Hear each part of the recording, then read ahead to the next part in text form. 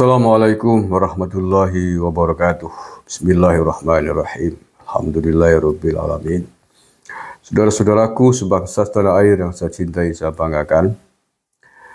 Saya menerima kiriman voice note.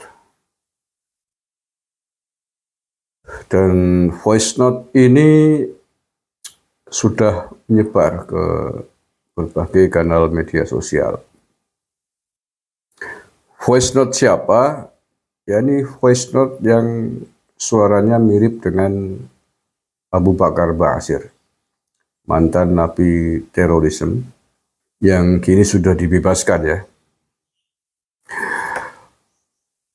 Voice note itu, walau alam apakah ini benar Abu Bakar Ba'asyir atau tidak, tapi memang suaranya mirip. Yang pada intinya pada voice note itu sedang memberikan instruksi kepada umat Islam, atau lebih tepatnya mungkin kepada para pengikutnya lah ya, umat Islam yang menjadi pengikutnya gitu, terkait dengan Pilpres 2024.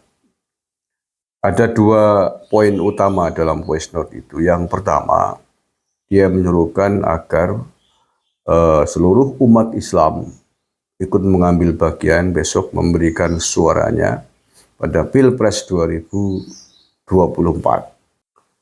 dengan tujuan untuk kepentingan Islam, sebagai alat. Pilpres itu sebagai alat untuk kepentingan agama Islam. Jadi bukan dalam rangka mengikuti peraturan perundang-undangan yang berlaku di Indonesia, bukan dalam rangka mengikuti aturan hukum undang-undang Indonesia. Ya, karena kalau itu benar Abu Bakar Ba'asyir, ya memang demikian, karena Abu Bakar Ba'asyir kan tidak mengakui hukum negara. Kalau tidak, negara ini tidak berlandaskan hukum syariat Islam, nggak mau ngakuin. Karena inginnya adalah ini menjadi daulah Islam, negara Islam yang seluruh hukum-hukum tata aturan negara harus dilandaskan atas dasar syariat Islam. Nah, jadi ia menegaskan kepada umat Islam yang diajak agar besok ikut memberikan suaranya pada Pilpres 2024 dengan niat untuk kepentingan Islam, dengan niat untuk membela Islam. Nah, bagaimana caranya niat itu bisa tersampaikan, yakni, ya ini poin yang kedua ya, yakni dengan cara memilih salah satu dari 3 capres yang ada yang menurutnya dianggap paling paham, paling ngerti tentang Islam. Dan kemudian secara tegas disampaikan bahwa di antara 3 nama capres itu, menurut voice note ini yang paling paham tentang Islam adalah Anies Baswedan. Jadi agak matching juga kalau kemudian itu benar-benar suaranya Abu Bakar Ba'asyir menjatuhkan pilihan kepada Anies Rashid Baswedan, selain argumentasi identitas Islam tadi, ya karena sama-sama keturunan Yaman gitu ya, keturunan Arab Yaman, jadi sangat-sangat bisa dimengerti gitu. Nah, kemudian setelah itu dengan memilih Anies Baswedan, harapannya, instruksinya adalah agar nanti setelah terpilih menjadi presiden, Anies Baswedan diharapkan bisa menjalankan negara ini atas dasar hukum-hukum Islam. Jadi Anies Baswedan disetting menurut voice note ini, atau diharapkan nantinya akan mengatur negara ini dengan aturan hukum agama Islam. Loh, emang bisa semudah itu? Ya kalau Presiden Republik Indonesia, ya aturannya adalah Undang-Undang Dasar Negara 1945, Pancasila, Bhinneka Tunggal Ika, NKRI lah.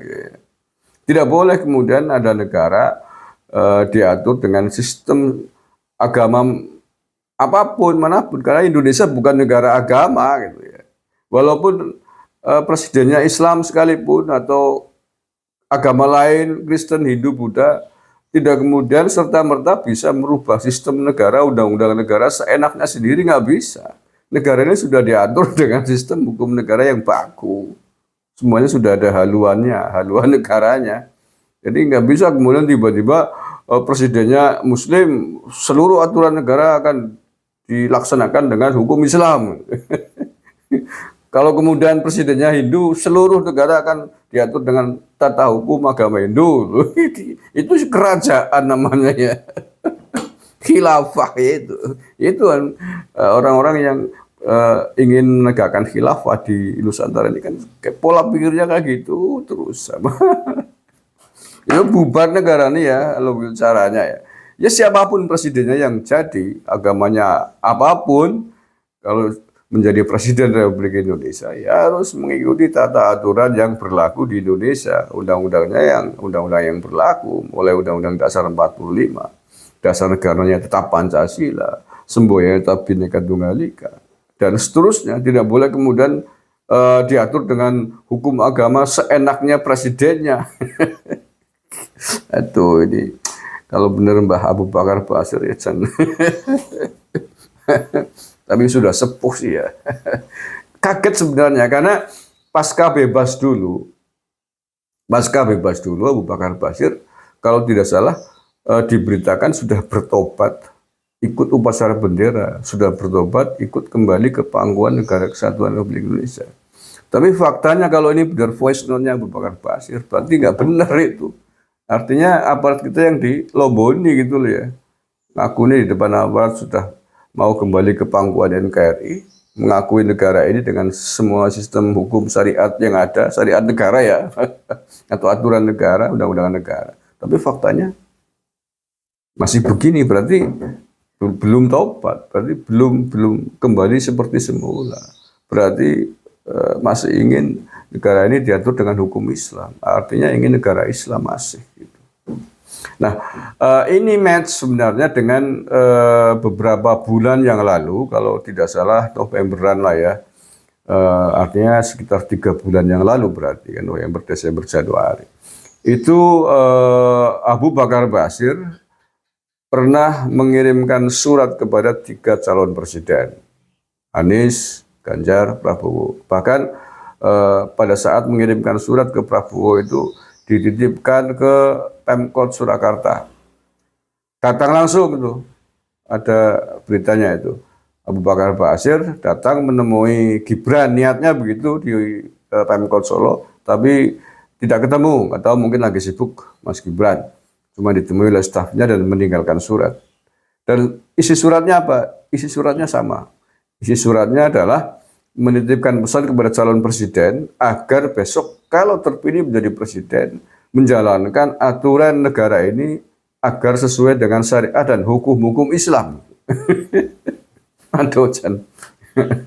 Ya, bubar urus-urusan negara kalau begini ini. Nah, hari ini kemajuan lebih tegas, berarti sudah terang-terangan mendukung Anies Baswedan.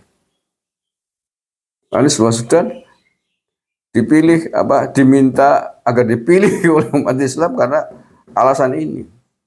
Ini yang disebut politik identitas ini. Ya.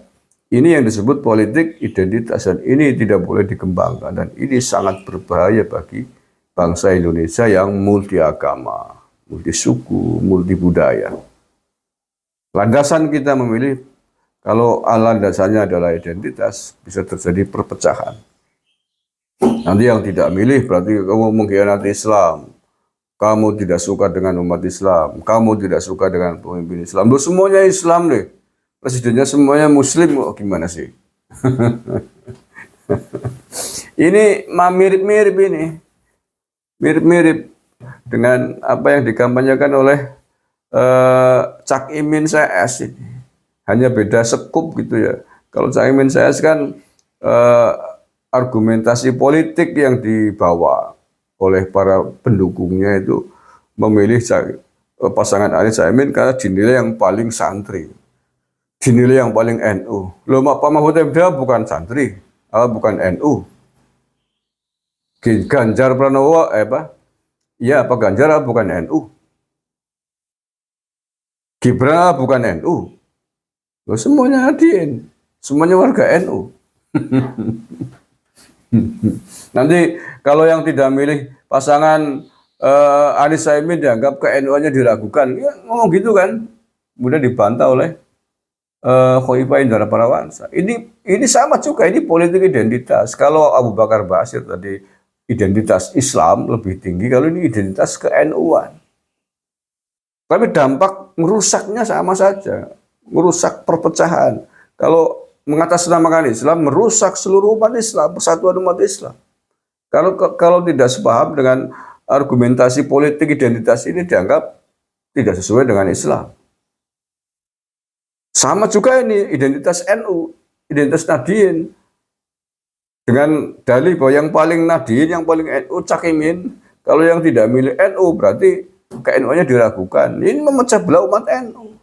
Menuduh kamu kurang NU, nggak milih Cak Imin. Padahal belum tentu yang nggak milih Cak Imin. Ya, yang milih Cak Imin NU kapan jadi pengurus NU. Kemudian yang tidak milih Cak Imin justru lebih kenal NU-nya, kan bisa begitu. Nah, makanya negara kita semuanya sudah beberapa saat yang lalu mengkampanyekan hindari politik identitas. Karena dampaknya sangat merusak bagi persatuan umat, bagi persatuan bangsa dan negara. Dimanapun sekupnya, identitas NU akan memecah belah umat NU, identitas Islam akan memecah umat Islam.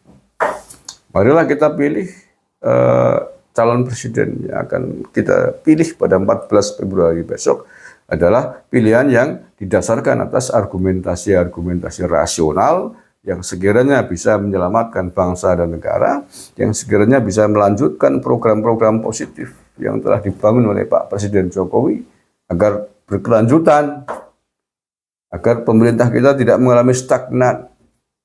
Duit negara yang sudah dikucurkan oleh Pak Jokowi tidak mubazir, dilanjutkan dengan baik sehingga pembangunan bisa terus berjalan dengan baik ke depan sesuai dengan rencana.